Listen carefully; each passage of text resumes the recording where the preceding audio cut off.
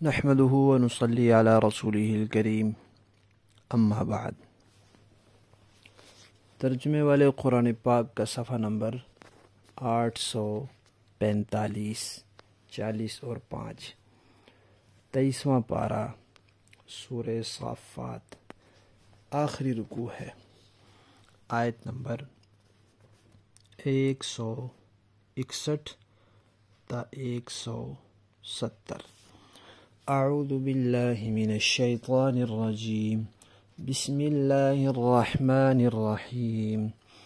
فإنکم وما تعبدون ما انتم علیہ بفاتنین الا من هو صال الجحیم وما منا إلا له مقام معلوم وإنا لنحن الصافون وإنا لنحن المسبحون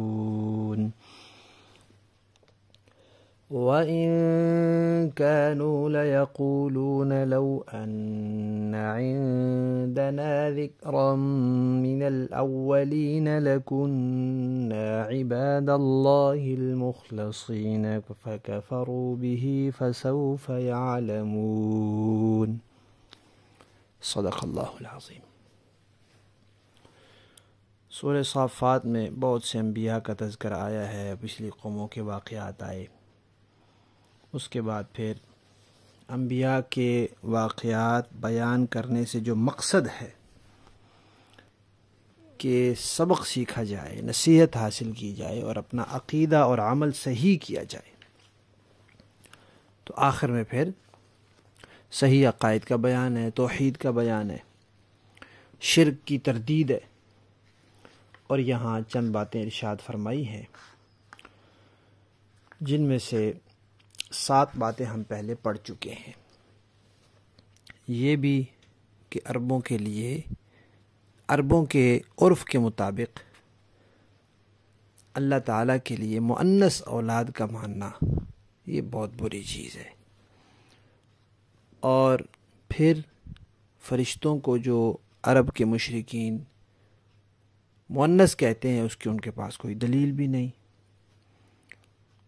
اس سے آگے بڑھ کے یہ فرمایا کہ اللہ کے لیے اولاد تسلیم کرنا ہی من گھڑت عقیدہ ہے،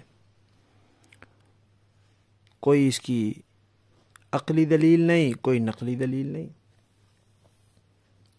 اور پھر یہ فرمایا کہ وہ جو عرب کے لوگ کہتے تھے کہ جنات کے ساتھ اللہ تعالیٰ کا نعوذ باللہ دامادی کا رشتہ ہے، تو پھر جنات اللہ کے عذاب سے ڈرتے کیوں ہیں؟ 7ویں بات یہ ارشاد فرمائی تھی کہ اللہ تعالیٰ کے بارے میں صحیح عقائد جاننے کا واحد ذریعہ وحی الہی ہے، لہذا صحیح عقیدے انبیاء سے معلوم ہوں گے۔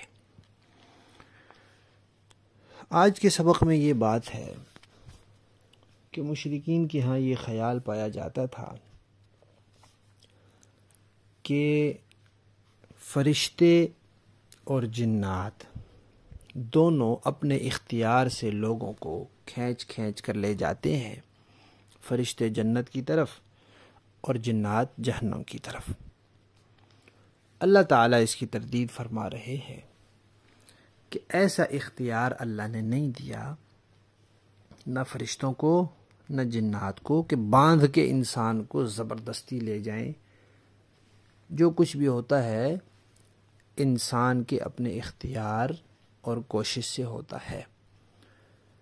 نیکی کی توفیق، ترغیب وغیرہ یہ اللہ تعالیٰ کی طرف سے ہوتی ہے، نیکی کے خیالات اللہ تعالیٰ فرشتوں کے ذریعے بھی ڈال دیتے ہیں، برائی کے خیالات جنات ڈالتے رہتے ہیں۔ انسان کی مرضی ہوتی ہے نیکی پر عمل کر لے یا برائی کے خیال پر عمل کر لے، یہی دنیا میں امتحان ہے۔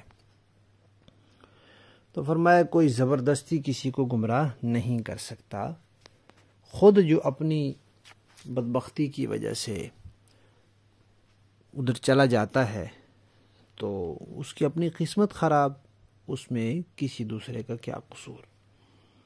تو اس لیے فرمایا کہ تم سب بھی اور جن کو تم معبود سمجھتے ہو وہ سب بھی سارے مل کر زور لگائیں تو اللہ تعالیٰ سے کسی کو پھیر نہیں سکتے، اللہ تعالیٰ کے مقابلے میں کسی کو ہٹا نہیں سکتے، اللہ کے خلاف کسی کو بہکا اور بھٹکا نہیں سکتے، گمراہ نہیں کر سکتے۔ ہاں، صرف اس کو جو خود اپنے اختیار سے عقیدہ اور عمل اپنا کے جہنم میں پہنچنے والا ہے۔ یہ 8ویں بات ہو گئی۔ اس کے بعد 9ویں نمبر پہ یہ بات آئی کہ تم فرشتوں کو معبود کہتے ہو۔ فرشتے خود کیا کہتے ہیں؟ فرشتوں کی زبانی اللہ تعالیٰ نے یہاں کچھ باتیں ارشاد فرمائی ہیں۔ ان باتوں کا خلاصہ کیا ہے کہ جیسے انسان کے پاس محدود اختیار ہے، فرشتوں کے پاس بھی محدود اختیار ہے۔ انسان تو پھر بھی نافرمانی کر لیتا ہے، فرشتوں کے اندر نافرمانی کا مادہ ہی نہیں ہے، تو وہ اپنی حد اور اپنے اس اختیار کے اندر رہتے ہوئے اللہ کی بندگی کرتے ہیں۔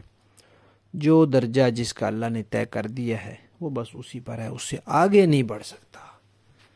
کوئی عام فرشتہ مقرب فرشتوں کے درجے پر نہیں پہنچ سکتا، باقی مقرب فرشتے 4 مقرب فرشتوں کے درجے تک نہیں پہنچ سکتے، ان 4 میں سے 3 جبرائیل تک نہیں پہنچ سکتے، اور جبرائیل کا جو مرتبہ اللہ تعالیٰ نے طے کر دیا ہے جبرائیل علیہ السلام، اس سے ایک بال برابر بھی آگے نہیں بڑھ سکتے۔ وہ تو کہتے ہیں کہ بھئی ہم تو سارے صف بستہ ہیں، اللہ کی تسبیح کر رہے ہیں، اور ہم میں سے ہر ایک کا ایک متعین درجہ ہے، ہم اللہ کی پاکی بیان کرتے ہیں، ہمارے پاس کہاں اختیار ہے؟ فرشتے صف بندی کے ساتھ عبادت کرتے ہیں، اس لیے حدیث شریف میں آیا ہے کہ کیا تم لوگ ایسے صف نہیں بناتے جیسے فرشتے اللہ کے ہاں صف بناتے ہیں؟ تو پھر پوچھا گیا کہ فرشتے کیسے صف بناتے ہیں؟ تو حضور نے فرمایا کہ اگلی صفوں کو پورا کرتے ہیں اور مل مل کر کھڑے ہوتے ہیں۔ اس سورت کا نام بھی سورہ صافات ہے، شروع بھی صافات سے ہوئی اور یہاں بھی صف بندی کی بات آ گئی، تو سورت کے آخر کا شروع کے ساتھ جوڑ بھی ہے، مناسبت بھی ہے، ربط ہے۔ یہ تو 9 باتیں ہو گئی کہ فرشتے خود اللہ کی تسبیح تحمید میں اپنے جگہ پر رہتے ہوئے کرتے ہیں، مگن ہیں، اور تم کہتے ہو کہ وہ معبود ہے، تو جو خود ہی ایک خالق کی بندگی میں ہمہ وقت لگے ہوئے ہیں وہ کیسے معبود ہوئے؟ 10ویں بات یہ ہے کہ نبی پاک صلی اللہ علیہ وسلم کی تشریف آوری سے پہلے عرب کے لوگ یہودیوں عیسائیوں کو دیکھتے، نبیوں کے تذکرے سنتے، پچھلی کتابوں کا نام سنتے، ان کے احوال سنتے، تو وہ کہتے کہ اگر ہمارے پاس بھی کوئی نبی آئے، ہمارے پاس بھی کوئی کتاب آئے، تو ہم خوب اس پر عمل کر کے دکھائیں کہ عمل کیسے کیا جاتا ہے۔ لیکن جب اللہ نے نبی بھیج دیا، اللہ نے کتاب بھیج دی، تو پھر انہوں نے اس کا انکار کر دیا، پھر وہ منکر ہو گئے، پھر وہ اس کے کافر بن گئے۔ تو یہ فرمایا کہ دیکھو، یہ لوگ کہتے تھے کہ کوئی نصیحت نامہ ہوتا، کوئی چیز آتی، تو ہم بھی پھر اللہ کے خاص بندے ہوتے، اتنی عبادت کرتے۔ لیکن جب اللہ کے نبی آ گئے اور آخری نبی آئے، سب سے اونچے نبی آئے، کتاب کون سی آئی؟ سب کتابوں سے اونچی کتاب آئی، لیکن انہوں نے انکار کر دیا۔ جب انکار کیا ہے تو اس انکار کا بھی نتیجہ ہے۔ وہ نتیجہ کیا ہے؟ اللہ فرماتے ہیں کہ ان کو پتہ چل جائے گا، بس ان کی آنکھیں بند ہونے کی دیر ہے۔ لفظی معنی دیکھیے، فَإِنَّكُمْ، تو بے شک تم لوگ، وما، اور جن جن کو، تعبدون، تم پوجتے ہو، تم عبادت کرتے ہو، تم سب مل کر، ما، نہیں ہو، انتم، تم، علیہ، اللہ کے مقابلے میں، اللہ کے خلاف، بفاتنین، بہکانے والے، بھٹکانے والے، الا، مگر، من، اسے، ہوا، وہ، سال داخل ہونے والا ہے الجحیم دوزخ میں۔ اب آگے فرشتوں کی سن لو۔ فرشتے کہتے ہیں وَمَا مِنَّا، اور نہیں ہے ہم میں سے کوئی، الا مگر لہو، اس کے لیے، مقام، ایک درجہ ہے، ایک جگہ ہے، معلوم، متعین۔ وَإِنَّا، اور بے شک ہم، لَنَحْنُ، ہم، الصافون، صف باندھنے والے ہیں، صف باندھ کر کھڑے ہونے والے ہیں، صف باندھ کر عبادت کرنے والے ہیں، صف بستہ ہیں۔ وَإِنَّا، لَنَحْنُ، اور بے شک ہم ہی، المسبحون، اللہ کی پاکی بیان کرنے والے ہیں، تسبیح کرنے والے ہیں۔ اب آگے سنو مشرکین کے احوال۔ وَإِن كَانُوا، اور بے شک کانو تھے یہ لوگ، لَيَقُولُونَ، کہا کرتے، لو، اگر، ان عندنا، ہوتی ہمارے پاس، ذکراً، کوئی نصیحت، کوئی کتاب، من الاولین، پہلے لوگوں کی، جیسے پہلے لوگوں کو کتاب آئی ہمارے پاس ہوتی، لَكُنَّا، تو ہم ضرور ہوتے، عباد اللہ، اللہ کے بندے، المخلصین، خاص کیے ہوئے، چنیدہ بندے ہوتے۔ لیکن فَكَفَرُوا، کتاب آ گئی تو پھر کیا ہوا؟ پھر انہوں نے انکار کر دیا، بھی، اس کتاب کا۔ تو کتاب کا انکار کیا تو اس انکار کا نتیجہ بھی نکلے گا، فَسَوْفَ، تو ان قریب، یعلمون، یہ لوگ اس کا انجام جان لیں گے۔ با محاورہ دیکھیں جی۔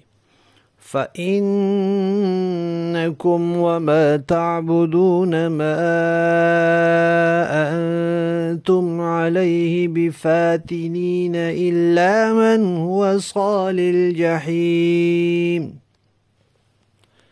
کیونکہ تم اور جن کی تم عبادت کرتے ہو، وہ کسی کو اللہ کے بارے میں گمراہ نہیں کر سکتے سوائے ایسے شخص کے جو دوزخ میں جلنے والا ہو۔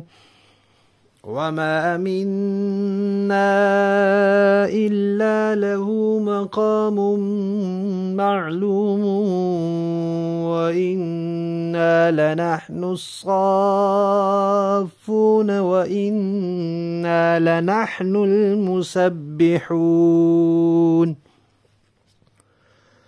اور فرشتے تو یہ کہتے ہیں کہ ہم میں سے ہر ایک کا ایک معین مقام ہے، اور ہم تو اللہ تعالیٰ کی اطاعت میں صف باندھے رہتے ہیں، اور ہم تو اللہ کی پاکی بیان کرتے رہتے ہیں۔ وَإِن كَانُوا لَيَقُولُونَ لَوْ أَنَّ عِندَنَا ذِكْرًا مِّنَ الْأَوَّلِينَ لَكُنَّا عِبَادَ اللَّهِ الْمُخْلَصِينَ۔ اور یہ کافر لوگ پہلے تو یہ کہا کرتے تھے کہ اگر ہمارے پاس پچھلے لوگوں کی طرح کوئی نصیحت کی کتاب ہوتی تو ہم بھی ضرور اللہ کے برگزیدہ بندوں میں شامل ہوتے۔ فَكَفَرُوا بِهِ فَسَوْفَ يَعْلَمُونَ، پھر بھی انہوں نے کفر کی روش اپنا لی، اس لیے انہیں سب پتہ چل جائے گا۔ صدق اللہ۔